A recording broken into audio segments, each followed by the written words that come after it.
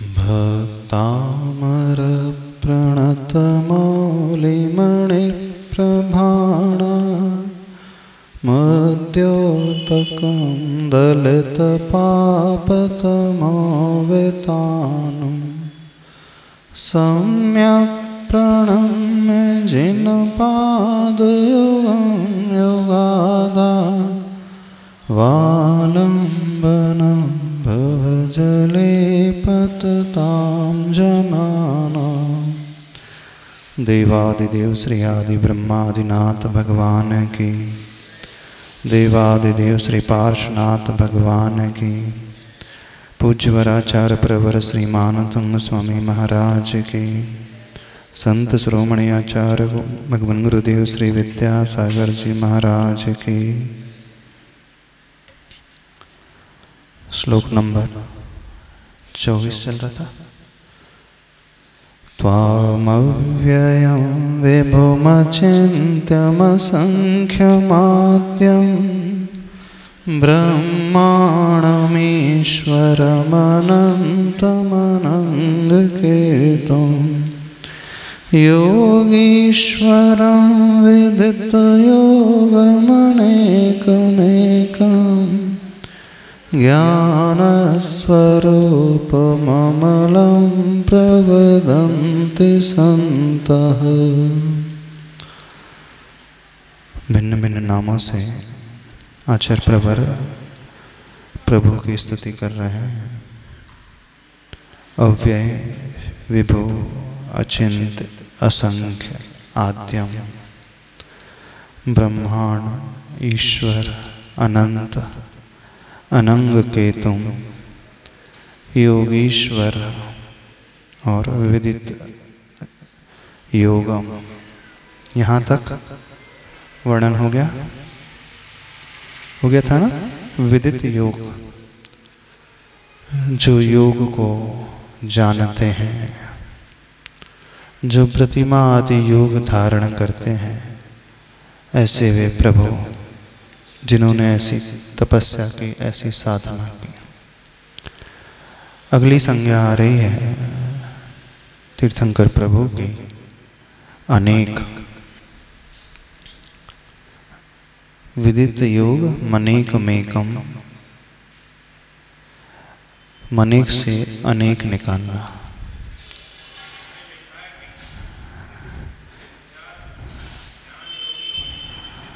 हाँ, विख्यात प्रतिमा योग धारण किया था जिन्होंने 6 महीने का योग धारण किया था।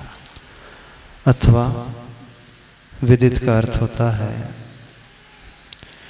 जान चुके हैं, जो भिन्न भिन्न योगों को, जिनके ज्ञान में सब कुछ झलक चुका है। अगली नाम संज्ञा जो है अनेक।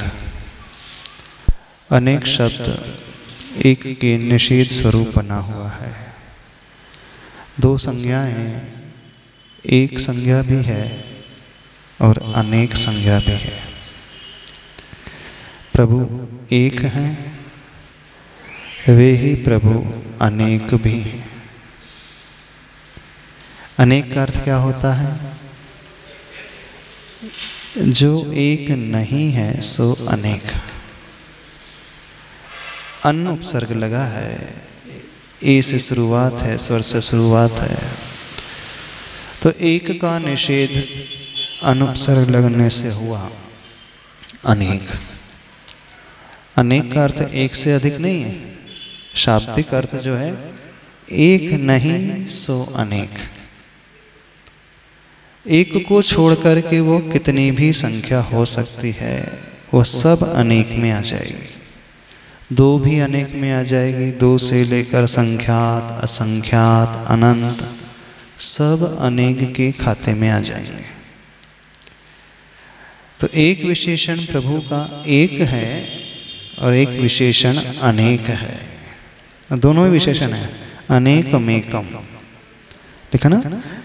योगीश्वरम विदित योग मनेकमेकम। तो योग में अनुस्वार था, वो अनेक के साथ जुड़ गया तो मनेक हो गया। मनेकम फिर वह एक के साथ जुड़ गया तो वह मेकम हो गया। यानी मनेक मेकम का अर्थ क्या हुआ? अनेक और एक दोनों ही हैं। अब दोनों विपरीत हैं, एक दक्षिण ध्रुव है, एक पश्चिम ध्रुव है। दोनों ही कह रहे हैं आचार्य भगवान। आदिनाथ भगवान के लिए क्या कह रहे हैं? वो एक भी हैं और अनेक भी हैं। अब जो एक होगा वो अनेक कैसे हो सकता है, और जो अनेक होगा वो एक कैसे हो सकता है? हो सकता है? हाँ, यही है नैकी विवक्षा। अर्पितान अर्पित सिद्धे, मुख्य और गौण के हिसाब से सिद्धि होती है। जब हम अनेक कहेंगे अथवा आचार्य प्रवर अनेक कह रहे हैं, तो आदिनाथ भगवान तो एक ही है, फिर अनेक कैसे हो गए? गुणों की अपेक्षा अनेक गुण उनके भीतर, पर्याय की अपेक्षा। जब एक कहा जाएगा तो द्रव्य की अपेक्षा, आत्मा की अपेक्षा, अथवा आपसे बढ़कर कोई नहीं, अद्वितीय, यूनिक, अल्टीमेट। जब कहा जाता है ना एक ही है, इसके अलावा और कोई नहीं, एको ब्रह्मा द्वितीयो नास्ति, ब्रह्मा एक ही है और कोई दूसरा ब्रह्मा नहीं होता है। वैष्णव संप्रदाय में ही कहा जाता है प्रभु एक ही है, एक के अलावा दूसरे नहीं। लेकिन हमारे यहाँ भी एक कहा है, जैन धर्म में भी एक कहा है। वो एक किस विवक्षा में? ऐसा नहीं कि जैन धर्म में एक ही भगवान होते हैं। कितने भगवान होते हैं? अनंत अनंत। एरिस्टोक्रेटिक व्यवस्था नहीं है अपने यहाँ, एक भगवान की व्यवस्था नहीं है, डेमोक्रेटिक व्यवस्था है। राजतंत्र नहीं, प्रजातंत्र है। हर आत्मा परमात्मा है।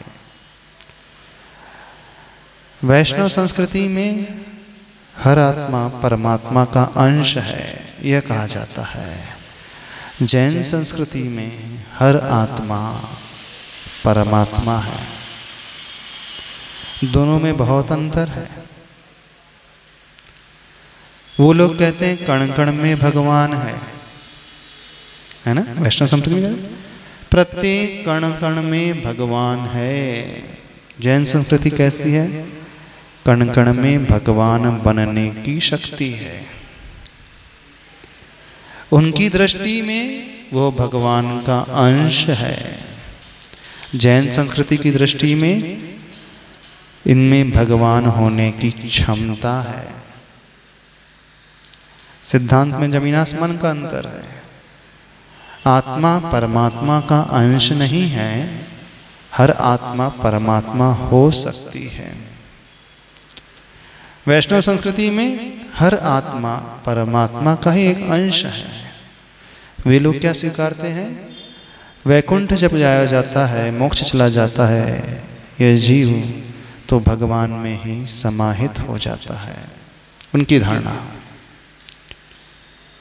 वह परमात्मा से मिल जाता है। उनकी आत्मा परमात्मा से जाकर मिल जाती, उसी में विलीन हो जाती है। कथनचित जैन संस्कृति में यही है।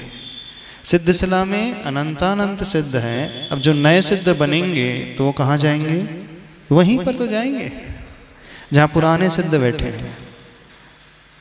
जहाँ पुराने सिद्धों की आत्मा के प्रदेश है, वहीं पर नए सिद्धों की भी आत्मा के प्रदेश है। तो उस दृष्टि से देखा जाए, तो परोक्ष में देखा जाए तो ऐसा ही लगेगा कि ये जो नए सिद्ध बने भगवान महावीर भी आदिनाथ भगवान की आत्मा प्रदेश में जाकर के स्थापित हो गए, समाहित हो गए, मिल गए। नहीं, एक साथ रहते हुए भी, एक क्षेत्र में रहते हुए भी एग्जिस्टेंस सबका डिफरेंट डिफरेंट रहता है, अलग अलग अस्तित्व रहता है। एक ही अस्तित्व नहीं होता है। भले ही एक साथ रह रहे हैं लेकिन सबका अस्तित्व भिन्न भिन्न होता है कि नहीं? उदाहरण के माध्यम से समझ लें। कोई व्यक्ति माइक से कुछ बोल रहा है, संगीत भी बज रहा है, उसी लाउड स्पीकर से आप सुन रहे हैं। संगीत में हारमोनियम है, तबला है, ढोलक है, गिटार है, सितार है, कोरस भी है, बहुत सारे लोग एक साथ गा भी रहे हैं, सिंगर बहुत सारे हैं, सबकी आवाज़ भिन्न भिन्न है। कितने सारे वहाँ पर सिंगर हो गए जब कोरस होता है ना, कितने सारे सिंगर, बहुत सारे गाते हैं। इंस्ट्रूमेंट कितने सारे हैं, बहुत सारे, तबला, ढोलक, सिंथेसाइजर, गिटार, वीणा आदि आदि, बांसुरी, ड्रम, लेकिन एक ही लाउड स्पीकर से वो प्रवाहित होकर के जा रहे हैं, एक ही वायर से जा रहे हैं।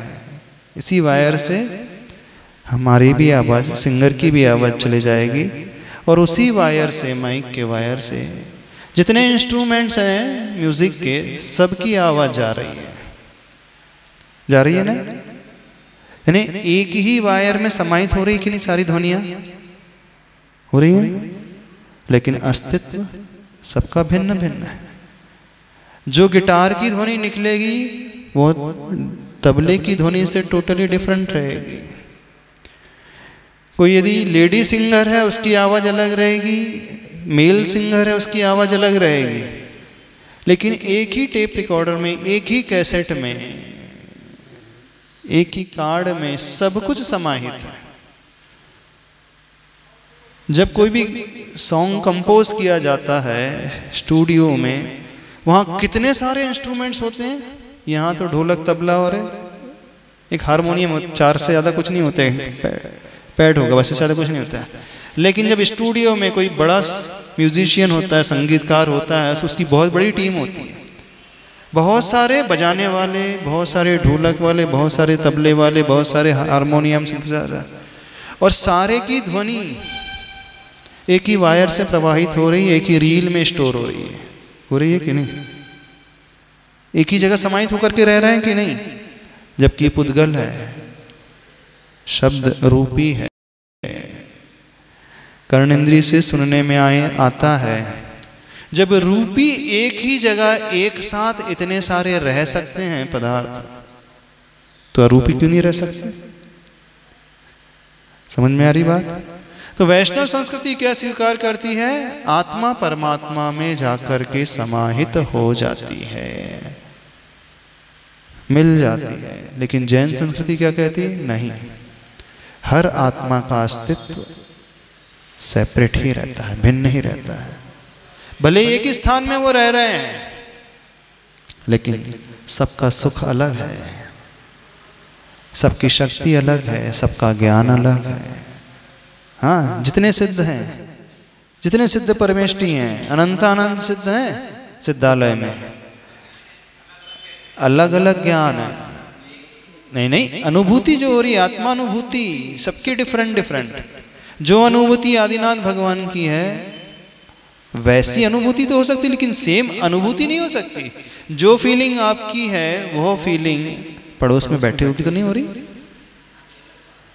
ये बोले अनुभूति सबके डिफरेंट है।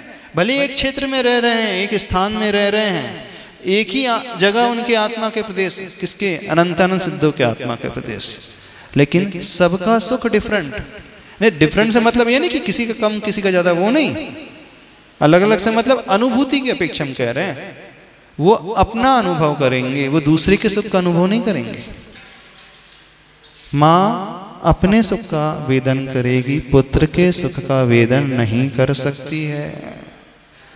पति पत्नी के सुख का वेदन नहीं कर सकता है।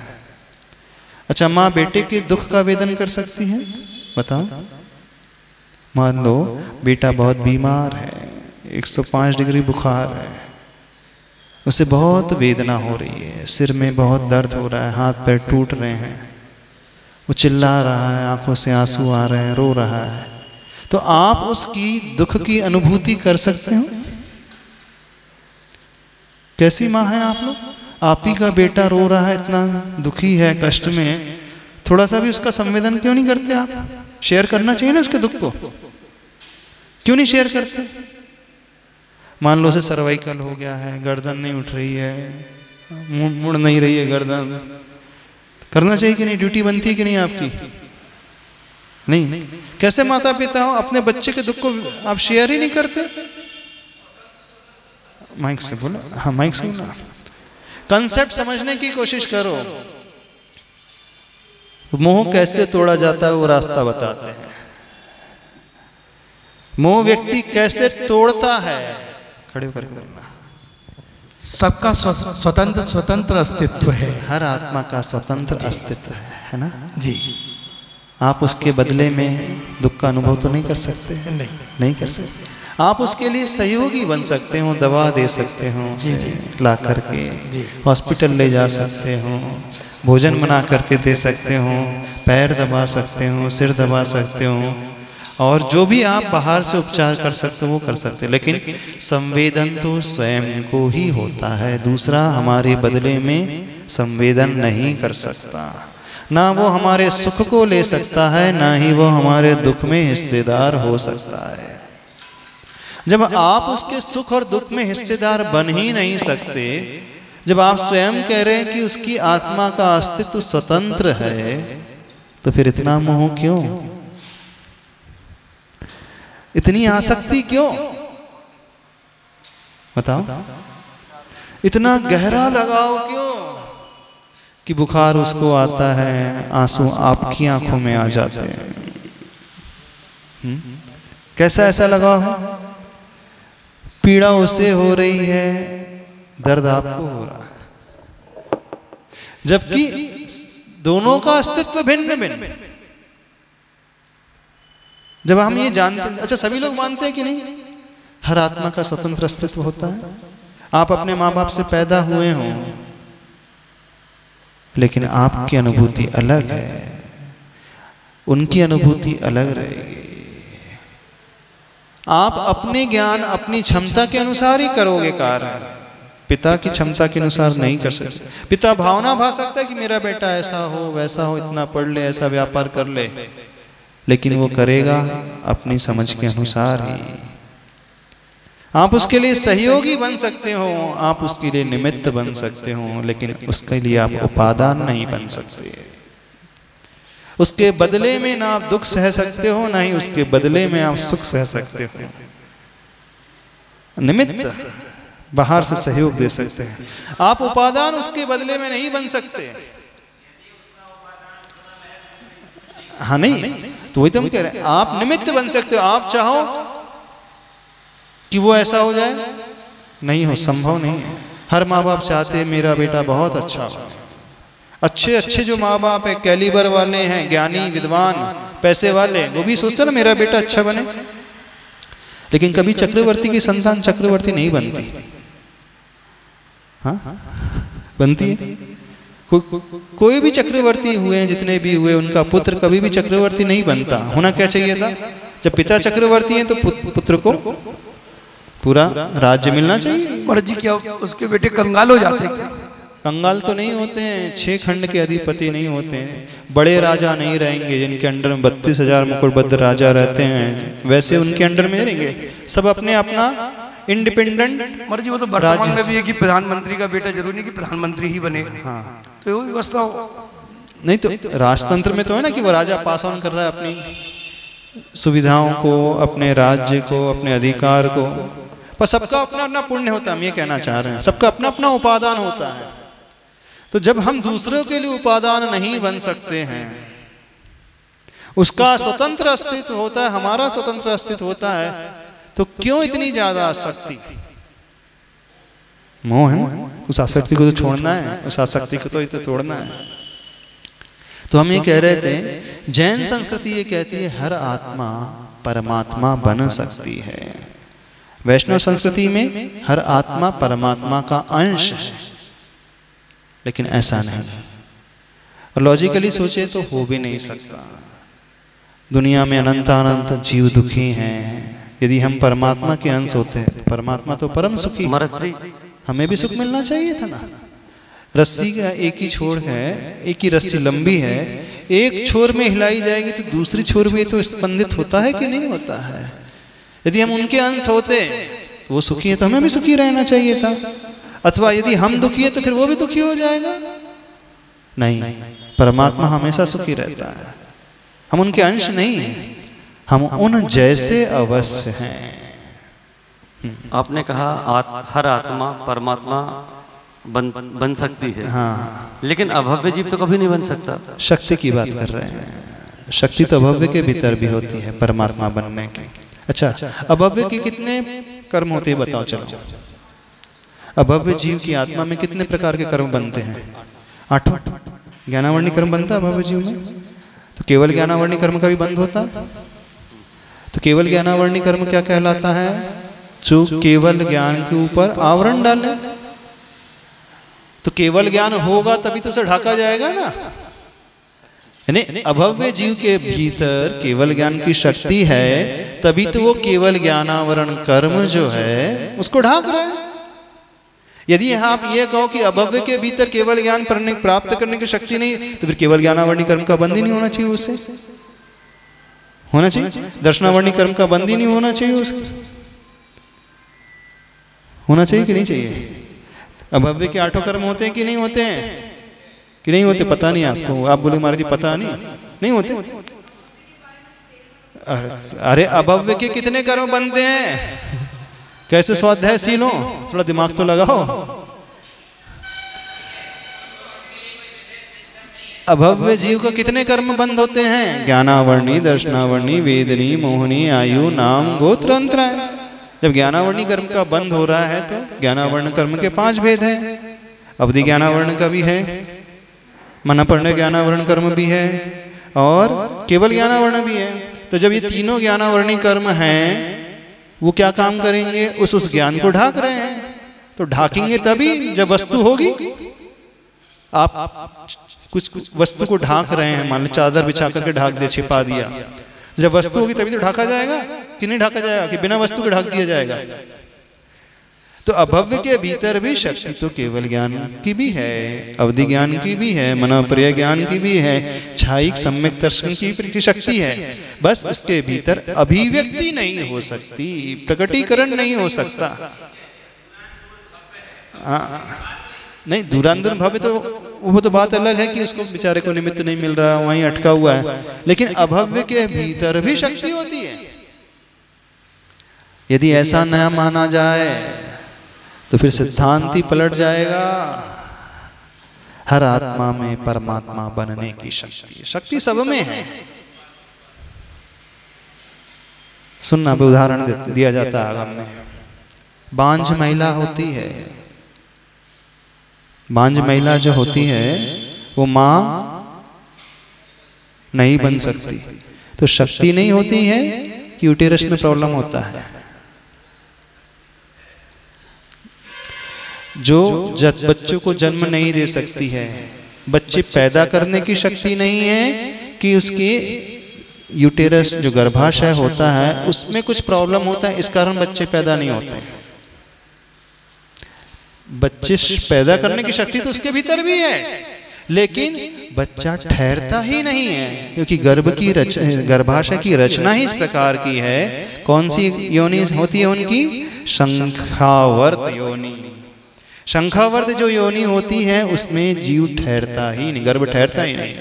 एक कुर्मोन्नत योनि होती है जो तीर्थंकर की माता की होती है, जैसे कछुए की पीठ होती है ना, तो तीर्थंकर की माता का जो गर्भाशय पेट होता है वो वह एक जैसे ही रहता है। यानी तीर्थंकर बालक गर्भ में भी आ जाए, 9 महीने का भी गर्भ हो जाए, तो बाहर शरीर के चिन्हों से कहीं नजर नहीं आएगा कि माँ गर्भवती है। तीर्थंकर की माता, उनका शरीर ऐसा होता है। तो उनकी योनि होती कूर्मोन्नत। कूर्म का अर्थ होता है कछुआ, उन्नत यानी उठी हुई। जैसे कछुए की पीठ उठी हुई होती है, ऐसे ही उनके शरीर की रचना जो शलाका पुरुषों को जन्म देने वाली होती हैं, स्त्रियां, माँ जो होती हैं, उनकी जो योनि होती इस प्रकार की। एक होती है वंशपत्र योनि। 3 प्रकार की योनियां होती हैं। वंशपत्र जिनकी योनियां होती हैं वो बच्चे को जन्म दे सकती हैं। तीसरी होती है शंखावर्त। शंख जो होता है ना, कभी शंख को देखा होगा, उसमें ऐसे ऐसे रिंग टाइप स्ट्रक्चर होता है, यानी ऊपर से वो बड़ा होता है, नीचे आते आते वो पिंड। तो वो योनि स्थान ऐसी होती घूमती हुई, तो उसमें जो है गर्भ ठहरता ही नहीं, क्योंकि वो ऐसे ऐसे घूमते जाता है, तो वहाँ जीव ठहर ही नहीं सकता। तो वो महिला जो होती है वो बच्चे को जन्म नहीं दे सकती, उसे कहा जाता है बांझ, बंध्या। पर शक्ति तो उसके भीतर भी है, लेकिन वो स्ट्रक्चर इस प्रकार का है कि उसमें वो ठहरता नहीं है जीव। ऐसे ही जो अभव्य जीव होता है, शक्ति उसके भीतर भी केवल ज्ञान प्राप्त करने की। मोहिनी कर्म उनका होता है कि नहीं होता है? दर्शन मोहिनी कर्म होता है कि नहीं होता है? मिथ्यात्व कर्म होता है कि नहीं होता है? तो मिथ्यात्व कर्म क्या कर रहा है? सम्यक दर्शन को प्रकट नहीं होने दे रहा, यानी सम्यक दर्शन भीतर है, वो प्रकट नहीं होने दे रहा, घात रहा है। सिद्धांत समझो तो सही। तो शक्ति हरेक के पास है, बस अभिव्यक्ति वो नहीं कर पाता है।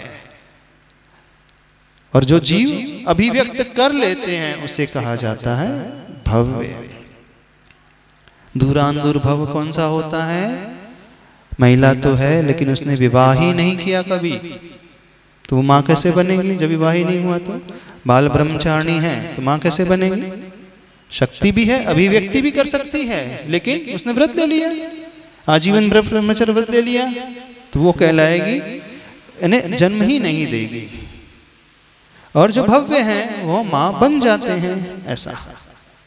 तो यहाँ जो कथन किया जा रहा है एक और अनेक के रूप में, तो भगवान एक रूप भी हैं और अनेक स्वरूप भी हैं। अनेक किस अपेक्षा से? अब अनेक दो अपेक्षा से लगाना। प्रभु कितने, केवल ज्ञानी कितने, सिद्ध परमेष्टि कितने, भगवान कितने? अनेक। एक गॉड की थ्योरी जैन सिद्धांत में, जैन धर्म में, जैन संस्कृति में नहीं। वैष्णव संप्रदाय में एको ब्रह्मा द्वितीयो नास्ति, एक ही ब्रह्मा है जो जगत को पैदा करने वाला है। जैन संस्कृति में हर आत्मा ब्रह्मा है, हर आत्मा भगवान है, हर आत्मा गॉड है, हर आत्मा विष्णु है, हर आत्मा शंकर भी है। अगला श्लोक आएगा, इसमें खोल देंगे विषय, अभी तो इतना इसमें, इस श्लोक में इतना रखते हैं। तो अनेक जब कहें तो अनेक सिद्धात्मा हैं, अनेक प्रभु हैं, अथवा दूसरी तरीके से अनेक जब यहाँ पे कहा जा रहा है तो वो अनेक रूप वाले हैं, अनेक गुण वाले हैं, अनेक गुण उनके भीतर, अनंतानंत गुण है प्रभु के भीतर। और जब एक कहा जाएगा, द्रव्य आत्म द्रव्य एक ही है, उसी के आश्रय से अनेक गुण रह रहे हैं। अब एक भी अनेक भी, अथवा अनेक किस अपेक्षा से भी? अनेक जीवों का वो कल्याण करने वाले होते हैं, इस अपेक्षा से भी।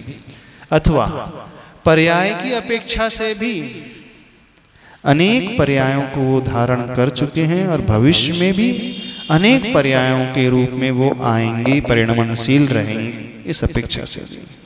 हाँ हाँ, अनेक गुण हैं, अनेक गुण की पर्याय रहेंगी। द्रव्य है कि नहीं? जीव द्रव्य है। जीव द्रव्य में उत्पाद व द्रव्य घटित होगा कि नहीं होगा? जीव द्रव्य में परिणमन होगा कि नहीं होगा?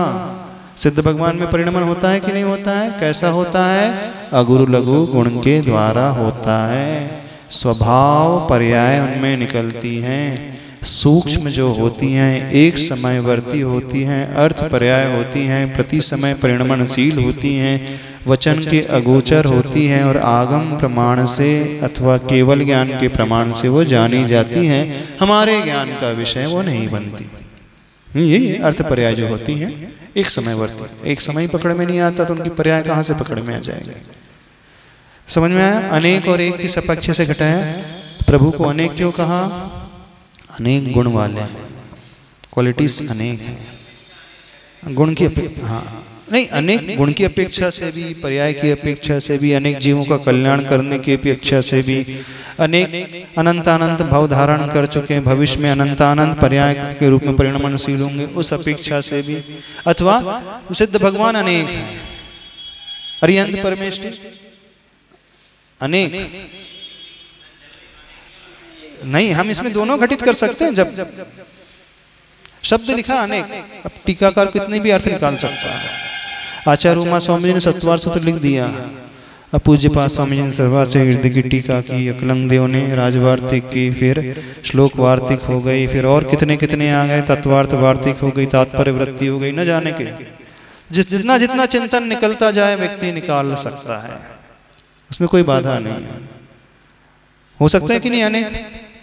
अच्छा ये बताओ, ज्ञान के कितने भेद होते हैं? हम बता रहे हैं, अभी सिद्ध कर देते हैं। ज्ञान कितने प्रकार का होता है? नहीं, हम ज्ञान कितने प्रकार का होता है बताओ भैया जी। ज्ञान मति ज्ञान मति ज्ञान के कितने भेद होते हैं? 336। कैसे होते हैं? हाँ, 4 अपेक्षा और बहुविध, क्षिप्र निसृत अनिसृत ध्रुव ध्रुव एक अनेक। ठीक। अब वो ज्ञान के भेद हैं कि वस्तु के भेद है? ध्रुव है, अध्रुव है, बहुत विध है, एक विध है। एक आम रखा है, एक आम को जान रहे हैं, अनेक आम रखे हैं उनको जान रहे हैं, एक प्रकार के आम हैं, अनेक प्रकार के। तो ज्ञान के भेद है कि वस्तु के भेद है? तो वस्तु के भेद के अनुसार ज्ञान के भेद 336 कैसे बना दिया आचार्य भगवान ने? हाँ, तो वही बता रहे ना, ज्ञान तो एक ही है, मति ज्ञान, समझना। तो उसमें भेद इतने सारे किस अपेक्षा से कर दिए? वस्तु की अपेक्षा से। ऐसे ही प्रभु तो एक ही है, आदिनाथ भगवान। पर्याय की अपेक्षा अनेक, गुण की अपेक्षा अनेक, अनेक जीवों का कल्याण करने वाले इस अपेक्षा से अनेक। अथवा जब हम आदिनाथ भगवान को गौण करके तीर्थंकर भगवान लगाएंगे तो अनेक तीर्थंकर। विवक्षा है, वक्तुम इच्छा विवक्षा, वक्ता की जैसी इच्छा होती है उसका नाम विवक्षा हो जाता है, वही अर्पित हो जाता है, मुख्य हो जाता है, बाकी गौण हो जाता है। जैन सिद्धांत समझो, यानी विरोधी लग रहा है परस्पर, भगवान एक हैं, अनेक भी हैं। कोई प्रश्न कर लेगा, एक बात पे तो टिके रहो आप, या तो एक बोलो अथवा अनेक बोलो, दो ही बातें बोल रहे हैं आप। चित भी मेरी, पट भी मेरा, और अंटा क्या? जैन धर्म का तो ऐसे सिद्धांत है, जो है सो सब कुछ अपना है, सारी विवक्षा के अनुसार। तो अनेक भी है, एक भी है। ठीक है, आगे चलें। अगला विशेषण ज्ञान स्वरूप, 14वां विशेषण, और 15वां है अमलम। श्लोक याद है कि नहीं? ज्ञान स्वरूपमलम प्रवदन्ति संतः। प्रभु आप कैसे हैं? ज्ञान स्वरूप। कैसे? ज्ञान स्वरूप का अर्थ क्या हुआ? हाँ, कौन हमें बताया? ज्ञान स्वरूप भगवान कैसे होते हैं? ज्ञान स्वभाव वाले, ज्ञान शरीरी, ज्ञान स्वभावी। और अच्छा, आप ज्ञान स्वभावी हो कि नहीं? हाँ, बताना थोड़ा सा।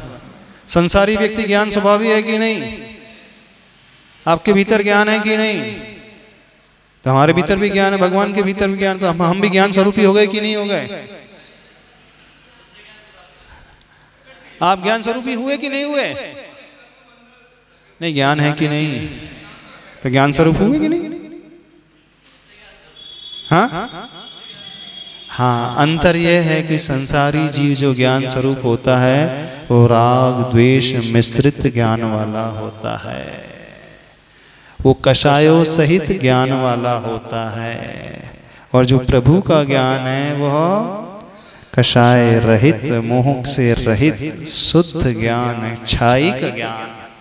हमारा जो ज्ञान है क्षयोपशमिक ज्ञान, मति ज्ञान, श्रुत ज्ञान, सीमित ज्ञान, बड़ा लिमिटेड, थोड़ा सा, और घटने बढ़ने वाला। मरण हुआ, जितना अपन ने स्वाध्याय किया था सब भूल जाएंगे अगले भाव में। याद रहेगा? द्वादश अंक का पाठ कर लिया, अगले भाव में याद रहेगा? हाँ, याद रह सकता है। सदरविंद बन जाएंगे तो याद रह जाएगा। वैसे दूसरी पर्याय में चले गए तो तो अपना ज्ञान ऐसा है, जब तक अपन मेहनत करते रहे तब तक रहेगा, उसके बाद साफ हो जाएगा। लेकिन प्रभु का ज्ञान ऐसा है, एक बार उत्पन्न हुआ तो हमेशा के लिए रहेगा, कभी समाप्त नहीं होगा, कभी छूटेगा नहीं। हम सबका संसारी व्यक्ति का ज्ञान राग मिश्रित, राग सहित है ना, ज्ञान तो है लेकिन उस ज्ञान में अच्छे बुरे की कल्पना होने लगती है। ये अच्छा लग रहा है, ये बुरा लग रहा है, क्रोध से सहित है, मान से सहित है, माया से सहित है, छल से सहित है, स्वार्थ से सहित है। और प्रभु का ज्ञान स्वार्थ से रहित है। ज्ञान किसे कहते हैं? कोई हमें बताएगा ज्ञान की परिभाषा क्या है? नॉलेज किसे कहते हैं? पदार्थों को जानना, सम्यक ज्ञान। और क्या बताएगा? और कोई बताएगा हमें ज्ञान किसे कहते हैं? ज्ञान क्या है आखिर? जानने का नाम ज्ञान है। चलो, अध्यात्म में ज्ञान क्या है? अध्यात्म दृष्टि से ज्ञान क्या कहलाता है? बड़ी, हाँ, आत्मस्वरूप में लीन हो जाना। अच्छा, मूलाचार में बड़ी सुंदर गाथा आती है, आचार्य भगवान की बहुत प्रिय गाथा है, बड़ी प्रिय गाथा है। उसमें ज्ञान की परिभाषा बताई है। जीर्ण रागा विरज्जेज जीर्ण से शुरज्जदी जीर्ण में तिम पभावेज तमणाणम जिन शासने। जिनेंद्र भगवान के शासन में ज्ञान क्या होता है? सुनो ध्यान से। ज्ञान किसे कहा जाता है? सारे ज्ञानी आत्माओं, है ना? नहीं, भव्य आत्मा हो ना, ज्ञानी आत्मा हो कि नहीं? यदि हम कहें हो ज्ञानी, कैसा लगेगा आपको? अच्छा लगेगा, सुनने में अच्छा लगता है ना? ओहो ज्ञानी, यहाँ क्या लगता है आपको? लगेगा क्या महाराज जी कितना अच्छा बोल रहे हैं, ज्ञानी है। हाँ, ज्ञानी कह रहे हैं हमें, भो ज्ञानी, भो भव्यात्मा, वो भगवान आत्मा। और कैसा लगेगा यदि हम भगवान आत्मा कहें तो? कैसा लगेगा आपको? अच्छा लगेगा? गुदगुदी हो रही है अंदर ही अंदर। यदि हम कहें भो नरकात्मा तो कैसा लगेगा? अहो नरकात्मा, कैसा लगेगा? पीड़ा होगी ना, महाराज जी नरकात्मा कह रहे हैं, हमको नारकी कह रहे हैं। भो पापात्मा कहें तो कैसा लगेगा? अच्छा नहीं लगेगा। ज्ञानी है, सुनने में अच्छा लगता है, वैसे अच्छा तो लगता है।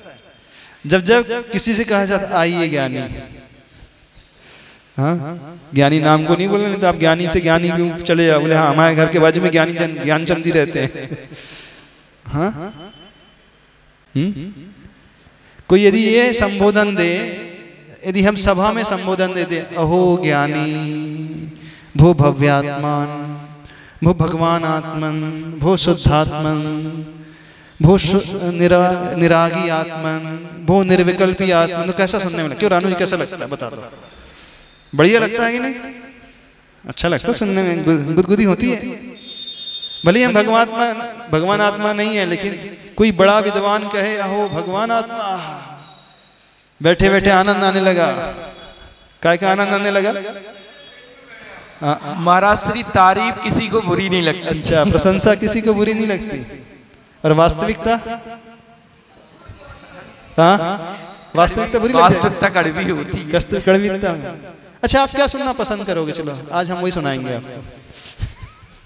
हाँ चलो, जो तुमको हो पसंद वही बात कहेंगे। चलो बोलो, कौन सी बात सुनना पसंद करें? भगवान आत्मा कि नरकात्मा? हाँ, जो यथार्थ वो सुनाए। क्या शुगर कोटेड मखमली बात है? वही शुगर कोटेड कर दे वो ना।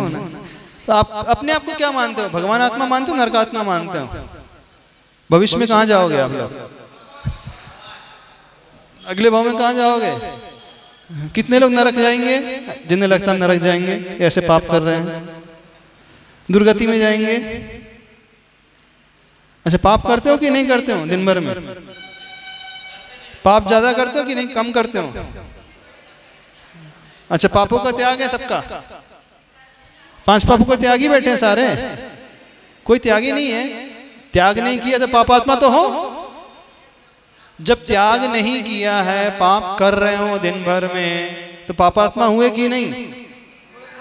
महाराज श्री ये लोग कह रहे हैं कि करते नहीं, हो जाता है। अच्छा, हो जाता है, किया नहीं जाता, हो जाता है। क्या पाप किया नहीं जाता, हो जाता है? अच्छा, करना पड़ता है। हाँ, क्या बात है।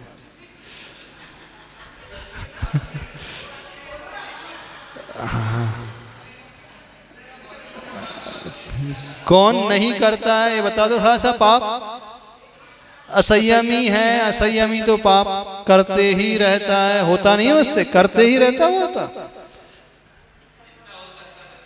जितना हो सकता बचता है, पर करता है ना। तो पापात्मा हुआ कि नहीं उस अपेक्षा से?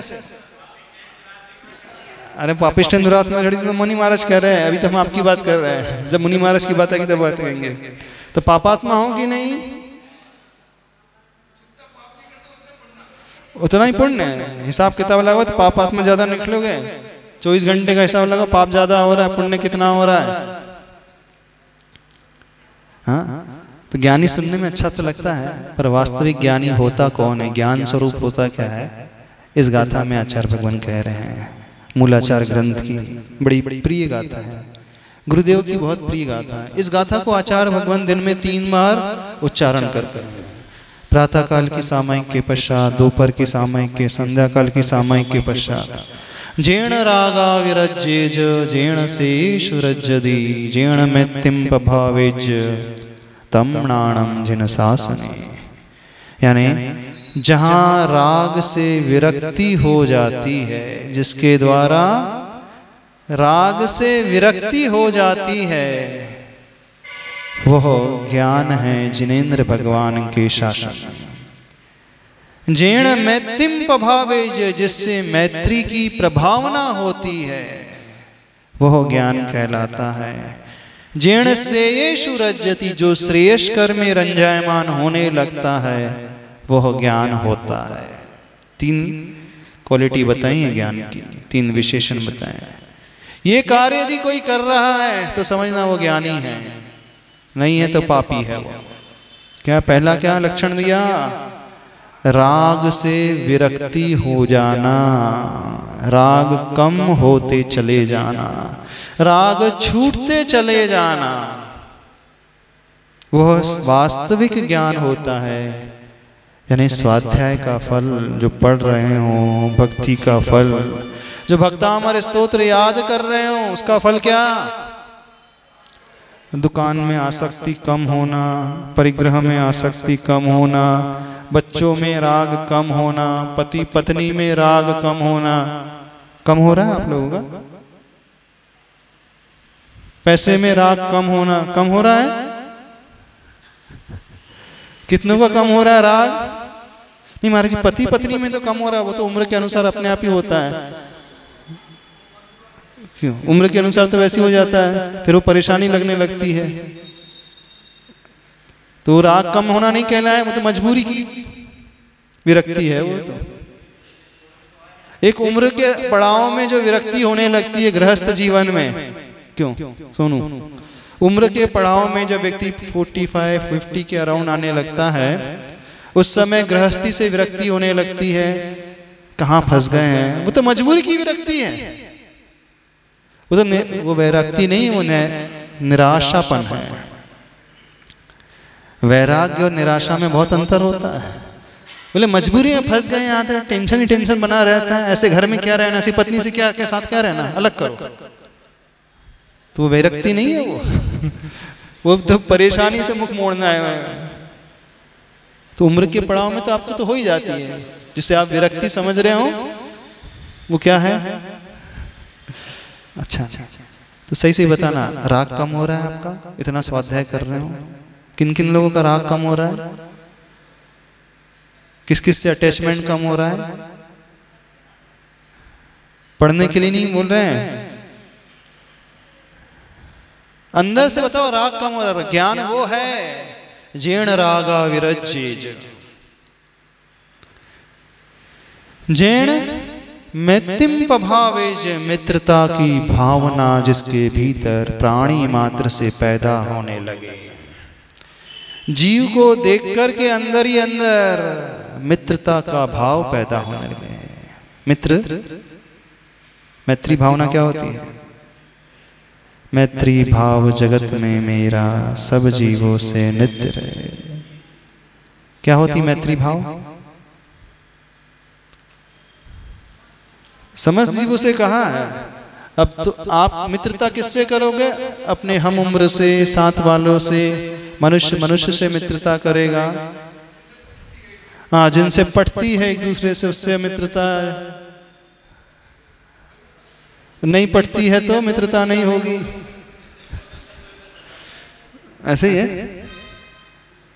अब आचार्य भगवान कह रहे हैं, अथवा मेरी भावना में मैत्री भाव जगत में मेरा सब जीवों से। चींटी से भी मित्रता करने कहा है, वहां पे पेड़ पौधे से भी मित्रता करने कहा है, जल से भी मित्रता, हवा से भी मित्रता, कीड़े मकोड़े से भी मित्रता, पशु पक्षियों से मित्रता। उनसे मित्रता कैसे होती? पशुओं से मित्रता, पक्षियों से मित्रता। जीव है तो उससे मित्रता। चलो कैसे होगी उनसे मित्रता? हाँ, परेशान दुख अनुत्पत्ति अभिलाषा इति मैत्री।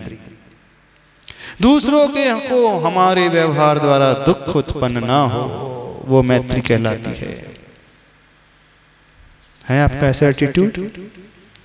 किसी को ठेस ना पहुंचे हमारे व्यवहार से, किसी को दुख उत्पन्न ना हो जाए, किसी के हृदय में क्लेश का भाव पैदा ना हो जाए। चलो जो दिखते हैं, बड़े हैं, साधर्मी हैं, पंचेंद्री हैं, उनसे तो कथनचित आप ऐसा व्यवहार कर सकते हो। जो क्षुद्र हैं, छोटे हैं, आप ऐसा आचरण कर रहे हो कि उनको कष्ट ना पहुंचता हो? करते हो? नहीं करते। कष्ट तो छोड़ो, आप निपटा ही देते हो। एक इंद्री को निपटाते हो, दो इंद्री को निपटाते, तीन इंद्री को निपटाते, चार इंद्री को निपटा देते, न जाने कितने जीवों को निपटा देते हो। तो मैत्री भाव करने वाला व्यक्ति जो होता है ना, जिसके भीतर ज्ञान पैदा हो जाता है, वो जानते हो पाप से वो ऊपर उठने वाला हो जाता है। वो ज्ञान है। यानी ज्ञान क्या कहलाया? पापों के त्याग का नाम ज्ञान है। तीसरा लक्षण, जीर्ण शेषु रज्जति। श्रेयस्कर में जिसकी आसक्ति पैदा हो जाए। दो विपरीत बातें कर रहे हैं। ऊपर कहा था विरक्ति, यहाँ आसक्ति, रंजायमान होना। जीर्ण रागा विरज्येज, राग से विरक्ति का भाव। और नीचे तीसरे चरण में कह रहे हैं जीर्ण शेषु रज्जति। श्रेयस्कर में रज्जति यानी रंजायमान होना। श्रेयस्कर मार्ग में, शुभ मार्ग में, धर्म में, पुण्य में, देव में, गुरु में, शास्त्र में, दान में, वैयावृत्ति में, पूजन में, सेवा में, सम्यक दर्शन के 8 अंगों में, ज्ञान के 8 अंगों में, चारित्र के अंगों में, जो जो अच्छी भावना है, सद्भावना है, शुभ भावना है, उसमें मन डूबने लगे, अच्छा लगने लगे। श्रेयस्कर मार्ग में अच्छा लगता है आपको? कितने को श्रेयस्कर में अच्छा लगता है बताना? अच्छे मार्गों में रुचि होती है? सबको होती है। दान धर्म में भी रुचि होती है, दान में भी रुचि होती है, दान भी करते हो। कितना? इतना इतना इतना इतना इतना इतना कितना कितना इतना सा।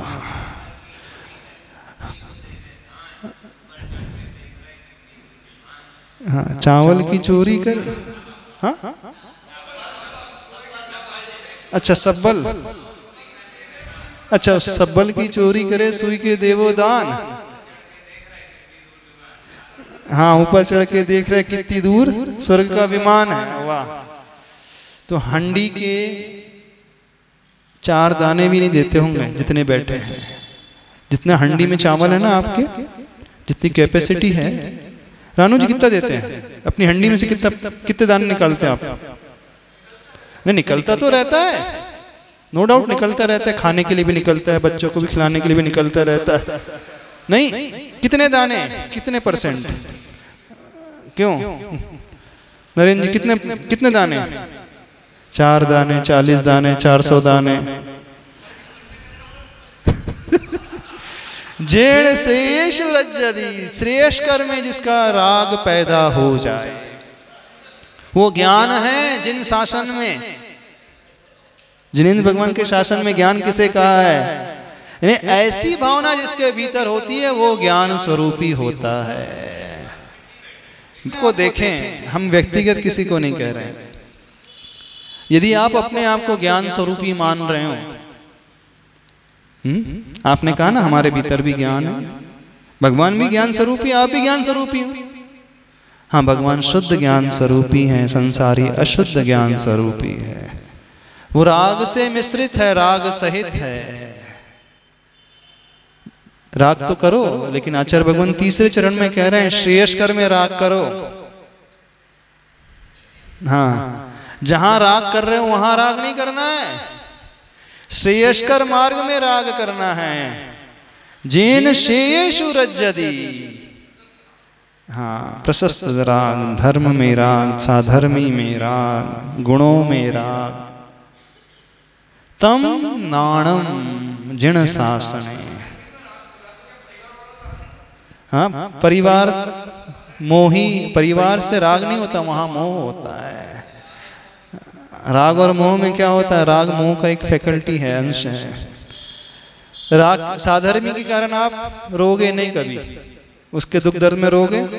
हाँ, शोक सभा तो कर लोगे, खारी में, तिया में, तीज में 4 शब्द बोल लोगे, लेकिन जैसा परिवार के बच्चे में प्रॉब्लम आएगा, परेशानी आएगी, आप पड़ोसी को लेकर कब जबलपुर जाओगे? डॉक्टर के पास जाओगे इलाज कराने? रानू जी, पड़ोसी के बच्चे को यदि सर्वाइकल हो गया तो आप अपनी गाड़ी में बैठा के डॉक्टर के पास लेके जाओगे? हाँ, बताना हमें। मौका पड़ेगा नहीं, अपनी दुकान को छोड़ करके कौन जाएगा? कौन है बैठा है यहाँ पे जो बोल रहा है ना साधर्मी से हमारा राग है? किसी का राग नहीं है, कहने के लिए राग है, किसी का राग नहीं है। वो तो सब मजबूरी की बात है, सब कहने की बात है। सही ज्ञान ही नहीं है अभी तो ज्ञान स्वरूपी कैसे होंगे? समझ में आ रही बात? तो यहाँ कहा गया है ज्ञान स्वरूपम। अगला विशेषण देख लेते हैं, हमें श्लोक समाप्त भी करना है हमें। हाँ, समय हो रहा है। अंतिम विशेषण, अंतिम नाम अमलम। प्रवदन्ति संतः, आप कैसे हैं भगवान? मल से रहित है, ज्ञान स्वरूपी, त्रिविध कर्म मल रहिता। हंसी है ना? कहाँ? त्रिविध कर्म मल से रहित है। भाव समझो, शब्द कुछ भी हो पंडित जी के। प्रभु जो होते हैं समस्त मल से रहित होते हैं। मल किसको अच्छा लगता है? हाँ, अच्छा लगता है मल? शरीर में मल अच्छा लगता है? पसीना अच्छा लगता है? नहीं लगता है। धूली मिट्टी अच्छी लगती है? नहीं लगती। ऐसा लगता है तुरंत फ्रेश हो जाओ, नहा लो, धो लो, ऐसे लगता है ना? अच्छा, पेट में मल स्टोर करना किसको अच्छा लगता है? स्टॉक करके रखो। अरे अपना ही मल है, हलवा खाया था, बादाम खाई थी, पूड़ी खाई थी, इतना कीमती भोजन किया था, क्यों इतना खर्चा किया था? कितने को कष्ट होता है त्यागने में? सवेरे सवेरे फ्रेश होने में दुख होता है, फ्रेश होने में दुख होता है, दुख होता है, जब टॉयलेट जाते दुख होता है, पीड़ा होती है। कितना खर्चा करके इतना मल पैदा किया था, उसका वियोग हो रहा है, बड़े आंसू निकल रहे हैं सर आंखों से। ऐसा होता है? किसी को नहीं होता। तो मल किसी को अच्छा नहीं लगता? लगता नहीं लगता? हाँ, मल के विसर्जन में बड़ा अच्छा लगता है। तो कभी अपना मल विसर्जित भी तो किया करो।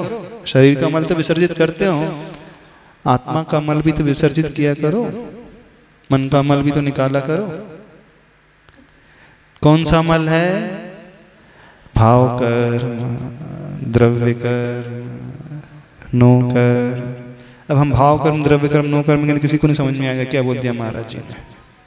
समझ में आया? इतने ज्ञानी है, ऐसे ज्ञान से कुछ मतलब नहीं निकलता। ये तो शास्त्र का ज्ञान है, इससे कुछ नहीं आता। इतना तो बहुत सुना है, बहुत पढ़ा सबने। त्रिविध कर्म मल रहित, ये सब सबने। मल वो है शत्रुता का भाव, वैर का भाव, छल कपट का भाव, कषाय का भाव। ऐसा नहीं लगता उसको भी छोड़ा जाए? सुबह टॉयलेट जाते हैं तो थोड़ा सी कसाई भी छोड़ करके आया करो टॉयलेट में। हाँ, बड़ी फ्रेशनेस लगेगी, अच्छे से आत्मा में फ्रेशनेस लगेगी, है ना। जब शरीर का मल छोड़ते तो फ्रेशनेस लगती है ना। स्नान करते तो अच्छा लगता है ना। थोड़ा सा आत्मा का भी स्नान कराया करो डेली मॉर्निंग में जाकर के। नहीं कराते? कितने लोग कराते हैं आत्मा का स्नान? कितने लोग अंतरंग मल को त्यागते हैं प्रतिदिन? प्रतिदिन तो छोड़ दो, जिंदगी में कभी नहीं त्यागते होंगे आप तो। जिससे बांध ली गठान तो बंधी है, अभी भी नहीं बंधी है, पूछ लो। वो वैर की गठान, वो अहंकार की गठान, वो छल की गठान, वो आसक्ति की गठान, लोभ की, तृष्णा की गठान, कितने गठान। प्रभु जो है अमल है। जिन्हें अपनी कषाय कम करना हो, जब श्लोक को पढ़ो, इस संज्ञा को पढ़ो, ध्यान दिया करो। प्रभु आप अमल हैं, मल से रहित हैं। प्रवदंति संतः, प्रकृष्ट रूप से वदंती कहते हैं संत पुरुष, आचार्य भगवान गणधर परमेष्टि। ज्यादा डिटेल में इसको हम नहीं ले रहे हैं। ऐसे मल को त्यागने की भावना रखा करो अपने भीतर, जो हमारा अंतरंग का मल है। प्रभु के दर्शन, प्रभु के भक्ति के पश्चात जब भक्तामर स्तोत्र पढ़ करके उठो, इस संकल्प के साथ उठना कि अब मैं थोड़ा मल यहीं छोड़ रहा हूं, क्योंकि मैंने अमल प्रभु की स्तुति की है। कौन सा मल? जो वर्षों से पाल करके रखा है। छोड़ दोगे तो क्या होगा? तुरंत उसके चरणों में जाकर के गिर जाओगे, क्षमा मांग लोगे। मांगते हो? नहीं मांगते। मैं क्यों झुकूं? मैं छोटा थोड़ी हूं, मैं बड़ा हूं। ऐसी भाव आता है कि नहीं? आता है ना? नहीं आता? समझने की कोशिश करें। जब जब प्रभु को देखें, अमल प्रभु को देखें, मल रहित प्रभु को देखें, न उनके भीतर द्वेष है, न राग है, कोई कषाय का भाव नहीं। वो 8 प्रकार के कर्म हैं। वैसे अरिहंत में 4 कर्म हैं, बाकी पर घातिया कर्म निकल गए तो सब कुछ निकल ही गया। हाथी निकल गया, पूंछ बाकी है, पूंछ भी निकल गई, पूंछ के बाल ही बाकी है, और क्या बाकी है? थोड़ा सा बाकी है।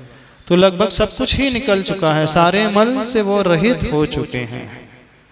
तो यदि हम अपने मल से रहित होना चाहते हैं तो प्रभु को इस दृष्टि से देखना सीखें, और इस संकल्प के साथ उठें प्रभु की स्तुति करके। नहीं, आज मैं अपने अंतरंग के मल को कुछ ना कुछ छोड़ूंगा बस। हाँ, पूरा तो नहीं छूट सकता, एक ही पेट का मल भी पूरा नहीं साफ होता कभी भी। यदि पूरा निकल गया तो अपना मरण ही हो जाएगा। अपनी बॉडी जो है कुछ ना कुछ स्टॉक करके रखती है, ऐसे आपकी आत्मा भी कुछ ना कुछ पचा करके चलती है ना। पूरी कसाई नहीं छोड़ता। हम बोले अनंतानंदी वाली छोड़ देंगे, थोड़ी तो लगा, थोड़ी तो अपने स्टेटस के अनुसार मेंटेन करके रखेंगे। महाराज श्री एक जिज्ञासा हमेशा बनी रहती है कि जब अरहंत प्रभु ने अनंत सुख को प्राप्त कर लिया, अनंत ज्ञान को प्राप्त कर लिया है, तो उन्हें सिद्ध बनने की क्या आवश्यकता रहती है? सिद्ध बनने किस कारण आवश्यकता थी? अभी भी बंधन बाकी है। शरीर बंधन में वह सुख नहीं मिल सकता। आचार्य भगवान उदाहरण देते हैं, 15 अगस्त को देश स्वतंत्र हो गया, लेकिन 26 जनवरी को जब तक संविधान नहीं बना, पूर्ण आज़ादी नहीं मिली। हाँ, कैदी की छूटने की घोषणा हो गई है, टाइम भी पूरा हो गया है, लेकिन अभी गेट खुलना बाकी है, ताले में ही है, लॉकअप में ही है। तो थोड़ा सा विकल्प रहता है, अभी मैं लॉकअप में हूँ। तो शरीर भी एक लॉकअप ही है, शरीर भी एक बंधन है। जब तक शरीर रहेगा, बंधन रहेगा, तो कुछ ना कुछ कष्ट अवश्य रहते हैं। जो अव्याबाद सुख सिद्धों को होता है, वो अरिहंत अवस्था में नहीं होता है।